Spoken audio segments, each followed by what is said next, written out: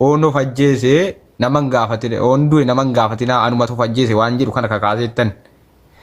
Rakkoon inni kana jedheefi sababuma kanaati moo laggeeffataa deemuun Hamzaanis itti dhufee qalla deeme qalbii miti bakka Hamzaas deebisa abbaa giddis deebisa natti dubbata lamaan isaaniitti abbaa giddis ol galchaa wanti hundi wajjinniidhaan waliin qabatu Mubaarak ani ija kootii waan argeensanii ganama yeroo hunda marfee garaasaa ofiisaatii of waraannata marfee kan sukkaaraa jechuudha ni dhukkubsataa jechuudha namni kun tokkoffaa qophaa isaati kan inni bulu gurbaan kun amma fakkeenyaa rabbiin fedhanii ituu mana sana keessatti hoteela sana keessatti waa ta'ee eenyutu qaqqabamu caa kana mubeentu waati jennee asuma miidiyaa kana dhuftanii kolfitu miti hundumti keessan ana dabalatee jechuudha inuma kolfina malee homaa wanti sin gootan hin jiru sinii galee gaggabaabsee wannan sinii mudhaggeeffadhaa mubeeni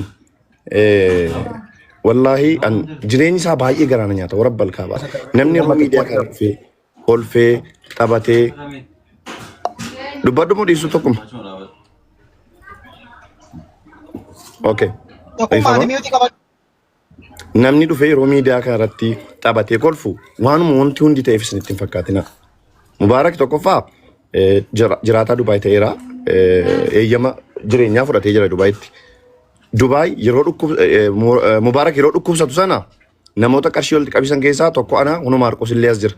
Muniir illee quba qaba sirriitti hin beekna jechuudha sirriitti keessoo isaa. Qarshii argate sanaa fi ga'uu fi dideennaan warabbal kaaba. Isa rabbi guddaan na argu mana isaa gurgure Mubaarak mana ijoollee isaatii jedhee ijaarsisee jimma keessaa jechuudha ni gurgure Mubaarak mana isaa mana ofii qabu darbee ga'uu fi didee maallaqni jechuudha ijoollee irraa liqeeffate maallaqa sana maallaqa ijoollee irraa liqeeffatee maallaqa ijoolleedhaa deebisuu dadhabee amma tokkodha kan inni jiru biyya Dubaay kana malees immoo hojii banuu jedhee hojii eegalee ture nama tokko faana hojii banuu eegalee hojiin sun jalaa fashalaa'e qarshii danuutti baasee qarshii dheengadda hojiidhaan hojjennes wantoota garaagaraatiin wal qabatee jechuudha. Mucaan kun Maarqos baay'ee stress ta'ee jira amma. Wallaahi nyaatallee nyaatu Mubaarak amma achi turetti nyaatallee nyaatu kilaasii keessa oolaa achumaan akka ka'een laayiviirraa ka'ee of jajjabeessuudha jedhee hin kolfaa inni yaa inaasaa yookiin laayivii dhuma irratti lafa. Lammaffaa mucaan kun boqonnaas hin qabu mucaan kun namni nama kooti jedhee itti siqee haasofsiisu hin jiru. Hundinuu itti qoosa hundinuu itti kolfa. Borimmootu Mubaarak waa ta'ee inni yaabbaye sigalee wallaahi Mubaarak marfee sukkaaraa garaa isaarra ofii foforaan ani ija kooti waan argeensan itti maara namni danuu itti qoosa mucaa kanatti kanaaf ittiin qoosinaa bakka qoosuu dhiisaa oo xiqqaatee mucaa kanatti hin qoosinaa bakka sigalee maal taate jettanii namummaadhumaan itti dheexanii naasufsiistanu yoo xiqqaate kun namni kun nama tokko isaa ta'u nama lama kun lubbuu hambiseera bara rabbi wajjin iyyee gargalaa ganamaa sirra taa'e maaliif itti qoostu maal balleessanii sababa awwaleen amantaa jiraatee arrafamuuf mucaan kun arrafamuu qaba sababa maammiitti arrafamuu qaba dubbadhu. Dhiifamaan wallaahi billaahi an jalqabaa warra Dubaay giraana gabbaa'e malee jalqaba innaan ol seenu kanaafuun seenne qoosaa sanallee quban qabu namallee erguuf yaada kunoo sitti illee bilbileera argaa jirta namarraallee adda baafachuuf ijoollee Dubaayitti wanta dhuunfaan bilbilee jira.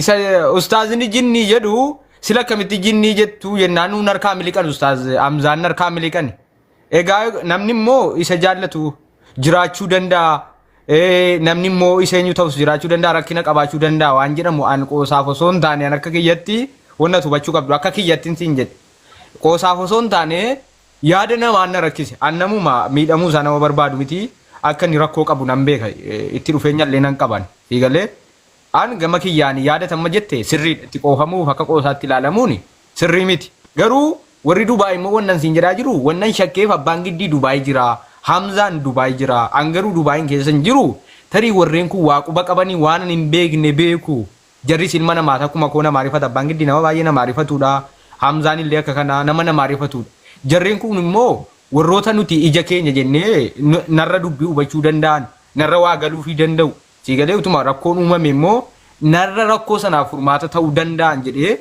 yaadaan illee tokkummaa namni 2700 kunis dhaggeeffadha Mubaaraki wallaahi billaahi bareedduu hin jiru jireenya bareedduus hin jiru nyaatallee nyaataa hin jiru wallaahi amma achi turetti illee sinitti maara wallaahi baay'ee stress ta'ee jira warabbal kaabaa dhugaan sinitti maara inni dhukkubsata Mubaarak wallaahi sodaan konni guddaan kiyyaa jabal nataa zabaa kaayidoon kun nataa zabaa mubeen kilaasii ciisu keessatti waan jalaa taa'aa jedheen sodaadhaan warabbal kaabaa ijoolleen mubee biraa akkuma maallaqa qabdi bara ijoolleen shamarranii yeroo inni dhukkubsatu sana gargaaran. Mubaarak ko ana biratti lafti jira manni isaa gurgurame bara mana jireenyaa jechuudha. Ijoollee isaatii jira.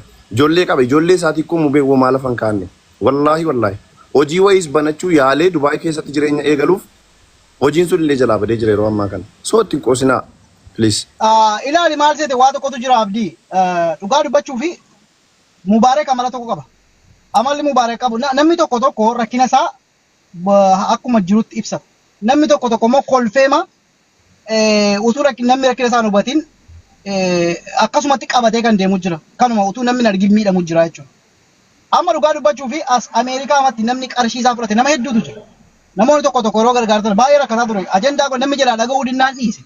Kaleessa mataasaa sadarkaa bu'ee dubbataa ture jechuudha. So rakkina namaa namni tokko hin uffata waan ta'eef darbee immoo fakkeenyaaf rakkinni irra jiru namni tokko hawaasatti bu'atee dadhabee namni gaafa hubachuuf dadhabu maal godha? Individuaalii manuma keessatti waan ta'e yookaan immoo akkuma rakkina Mubaarak kana seene kana keessa seenuu danda'a jechuudha. Kanaaf guys gaarii haa ta'u hamaas haa ta'u lakkinu Mubaarakiin beennaa amala isaa beennaa hin jedhina. Haa ta'u yoo beektan illee rakkina qabu haa ganni qaamaan dhufee haasa'ee namni hubatutti istil sagalee ta'uun dirqama waan ta'eef waan godhan goone yookiin Mubaarakiin sagalee isaa dhageessisa.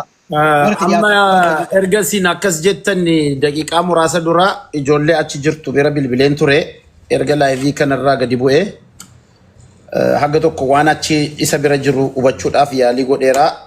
Hagan yaalii godhe kanatti akkuma jedhamu kana waan lubbuu irratti gaaga'ama minaamin osoo hin ta'in akkuma nama kamiyyuu jiruudhaan kan wal qabate akkuma amma Abdii Geetaachoon kaasaa jiru rakkoon akkasii kun akka jiruu fi waan akkasii akka jiru ijoolleen bira jirtu natti himanii jiru malee isan amma fakkeenyaaf waan lubbuudhaan waan adda ta'e osoo hin ta'in noormaali waanuma amma dura dhagaa turrees ni jira akkuma amma mucaan Maark ka jedhu kun haasa'utti ijoolleen biyya biraattis kan nyaatanii asittis kaampaanii wayiin banadha jedhee ijoollee waliin hariiroo godhatee ture waan akkasii sana keessattis rakkoon uumamee jiraachuu ni danda'a waan akkasii kakkaasaa jira malee waan lubbuu isaatiin gaaga'ama wanti irra qaqqabe hin jiru waan kana immoo namni gaafa jiru addunyaa kanarra jiraatu hojii keessa jiru keessa rakkoon adda addaa si qunnamuun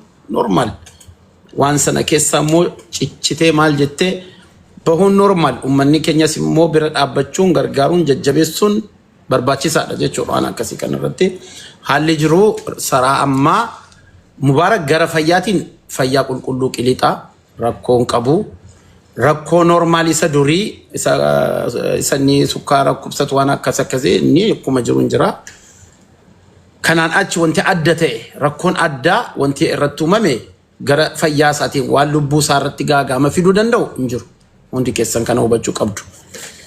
Rakkoo immoo jiru rakkoo qaba akkuma amma Abdii Geetaachoon akka amma isinitti hime kan ni jira rakkoon inni kun. Manumti duwwaan birrii 6,700 waan akkasitti jira ama jechuudha. Qoonqoo jira misaa irbaata akka Abdiin amma jedhe dhugaadha Mubaarak marfee ofii isaatiin waraanaan ija kootiin argeera akkuma Abdiin jedhe. Andiqiyodheen ture yeroon argu wallaahi. Waadan hojii rakkinni. Akkana lammaasiniin jedhe biyya kanatti gale malee Mubaarak hojjetee buluu hin danda'u. Nama kan silaa guyyaa tokko miti sa'aatii tokko hojjechuu danda'u miti. Hojii hunnaa jechuudha. Namni immoo yeroo miidiyaa kana irratti nama ergu nama feemesiisee feemesiidhuma arii isaaf taamisee namni yookaan nama waa qabu waanuma hunda se'a. Namni miidiyaa kana irra wanti inni dhufuu fi yookaan jireenyitti wanni ta'ennaan kolfeetuma taphachuuf haadha. Ammas immoo nama akkana gargaaraan ture akkana ta'an ture namni akkana waadanuudha namni himachuudhuma rakkina kana miidiyaa irratti gabbaanee waa himachuun baay'ee ulfaataadha. Waa'ee manaa na gaafatee ture.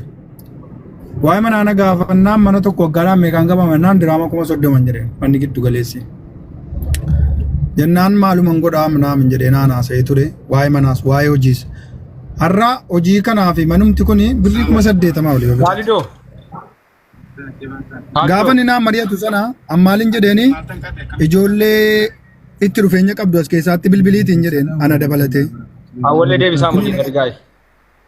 Yoo wana nagaata ijoollee itti dawwaliiti ijoollee itti dhufeenya qabdu akkuma kootiitti miti waan godhamu kana ijoollee kana wajjin hin teenyaa somnee mari'anneeti goona malee ulfaataadha haalli kun jedheeni wajjiniin haasa'ee dhiisa dheengaddanatti meennaa jechuudha. Walumaa galatti jireenyi inni keessa jiru gara manaatii fi kara jiruutiin ulfaataa. Nama satte siqee beeku tuyyuu quba qaba malee namni miidiyaa irratti nama maalummaa nama hin Abdii fi Kaalidoo nan dhaga'ama Toofiqiin maannoo Toofiq eenyu galcha walee ol deebisi. Dhaga'ama sagaleen koo. Argeera waliin galcha ababa maal dabar. Mana ol galcha. Sagaleen koo jira miti ilaa wannu batamuu qabu rakkoo kan adda nuu baasaa hundumti keessanuu ilaa kan nutti hin tilmaamina. Gar tokkotti adeebinu maastariin galchi maastar kamiin rakkoo gar tokkotti nama deebisu wayi dubba utuu tarii akkasii akka bira irratti akkamiti tarii akkasii nuun jettama fakkeenyaaf waan shakkii wayi akkam dubbatta yoo rakkoon jiraate rakkoo akkasii jira waliin furmaata barbaannaa nuun jedhaan gama kiyyaan aga danda'e sin faana jira. Shakkii miti bar shakkii miti afaan isaatiin akkamitti ilaa dhaggeeffadhu. Ammatti akka inni dhukkuba xiqqaaraa qabu namni kamuun beeka yaadaan sirriitti beeka sirriidha akka inni dhukkubfatu wantoota isa miidhu waan isin amma kaaftan hundasaa wantan isin oon isin ol wallaalallee isinitti dhiyoo jiru waan an beekudha. Isatti illee amma baay'een dhufee walitti dhufeenya waan an qabuuf jechuudha waan isin kakaaftan kan. Rakkoon isaa ammatti kana dura cinqamaa ture dhiisa.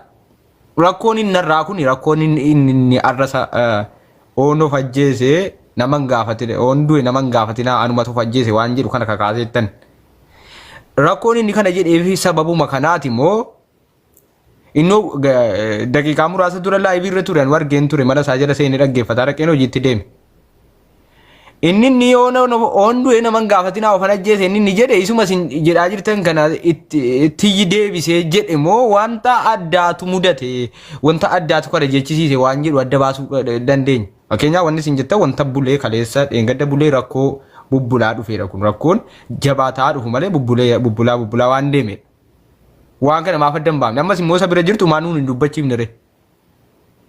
Nagaa jira minaamini namaa walitti hin buune namni waan aan hin jenne Dubaay keessaa wanti nuti shakkinu namni maastar jaalalaa jedhamu rakkoonatu harkaa qaba natu beekasiin jedhaadha komantiidhaan deddeebisee. Ayyee modii sadi galcha. Dubaay keessatti abdii geetaachuu dhagaye. Dubaay keessatti Mubaarak miti yaa nuti naqee garaa fayyaan deemu. Garaa fayyaan deemu Mubaarak miti yaa. Sababni isaa nama hedduu saaxileera nama maallaqa namaa nyaatu. Anumti mataa kiyyatti deemuu hin danda'u magaalaa sana keessa Dubaay keessatti. Salaamu alaikum. Maqaa namaa dubbadheera waan ta'eef kan kun isa akkuma maal taate sa'a tokko jala taa'ee sirna galcha dhaara kalee galgala Mubaarak dubbatee jira nama tokko Dr. Ibsaa jedhan Ameerikaa jiranii yeroo Masrii jiran nama hedduu galata olii godhanii waa'ee dhibee isaa irratti dubbataa ture yeroo san boo'ee liivii irratti galgala boo'ee ture Mubaarak waan nama san argee rakkoo kiyya qabee rabbiin gaditti nama Ibsaa jedhamu shee Ibsaa nama ijoollee Harargeetti ani ijoollee Harargee kanaaf jala dhadhee waan san irra boo'ee ture achi dhufanii du'aa godhanii achirra haasofne. Mubaarak akka dhuunfaatitti illee na bilbilee hedduu miliyoona 5 illee kan nyaatamee jira. An namatti himadhu illee hin qabu rabbiin malee an Oromoodhaaf akkana dhaabbataa Oromoo himachuu illee natti hin tolu jedhee waliin illee haasofne. Lammaffaa deebee ammootu waa'ee miidiyaa kanarratti illee haasee waa'ee birrii yeroo dhibee irratti haga mana gurgurate kun darlee hindatti dubbatee miidiyaa kanarratti illee dheengadda illee gaafa birri achitti illee nyaatame kana hundaallee waan asirratti haasa'u illee qabu anammoo akka kiyyatti guyyaa 28 tumsa muubee jennee kalee haasa'umne tarii wanna santu galgala yeroo san baay'ee cinqamaa ture beekta akkuma gachiiseeni wanna sanitti itti yaadaa bulee sammuun isaa dhukkubde anniifama naa godha akka Oromootti xanaasa illee hin barbaadu nama hiriyaa jechuun nama yeroo waddee olii qabnu Oromoo yoo rabbii sodaata namni jala jiru yoo qabaata waa gargaara yoo kaani nama Oromoof ta'u yeroo kamiyyuu Oromoon hin taatuuf nama Oromoo nyaatee Oromoo galaafatee Oromoo hatee jedhe hedduu galata himtaniif namni kun har'a dhugaa yoo dubbanne osoo Oromoo hin nyaadhe dhukkee isinirraa fuudhee hin nyaata Mubaarak miti nasbee fi miti jireenya gaarii jiraachuu nama danda'u hattuun bololtuun bilookii keessa deemtu mataa wal qabattee jiraataa yoo dhugaa wal himne jechuudha nama illee dubbisiisan an takka miidiyaa kanarra wallaahi nama illee arrabseen beeku rabbii kun beeku har'a garuu jihaada Oromummaa walitti haa himnu nama Oromoof ta'u laala bakka hundatti tokko kabaja argatee beeku namni Oromoo kabaja nama Oromoo hatu nama Oromoo galaafatu yoo hin taane jechuudha mucaan kun yoo Oromoo galata dubbate malee maal balleessu waan biraa yoo Oromoof jiraate malee maal balleessu yoo dhugaa dubbate malee maal balleessu Mubaarak nama asirra taa'ee bara birrii nama asirra taa'ee liqeeffatee liqaadhaan namaa deebisu jechuudha. Namaaf jecha liqeeffatee. Kalee galgala amma waa'ee haadha mijattee haadha eenyu jira akka dubbatee birrii 3,000 liqeessee fi Mubaarak birriin sun jidduun nyaattame asirra taa'ee birrii san liqaa kaffalee Mubaarak.